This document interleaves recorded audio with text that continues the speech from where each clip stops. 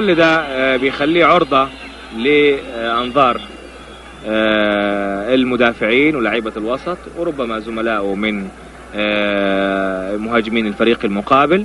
والجمهور لما سمعناه بيصيح كان بيقول انه اللعيبة تشرب مويه كثير على اساس الجو حار، وطبعا بينتهزوا فرصة لاعب يطيح. وانا ما عندي مانع لو كنت لاعب وفي درجة الحرارة المرتفعة هذه وشايف احد من زملائي عطشان اطيح في الارض شوية وامسك رجلي واعرج بينما يخش المدلك اخذ منه حتة ثلج او كاسة مويه. وطبعا التغلب والعبوا باستمرار، لانه لاعب الظمآن غير اللاعب الرويان، حيويته بتقل وبينتظر بفارغ الصبر الشوط يخلص.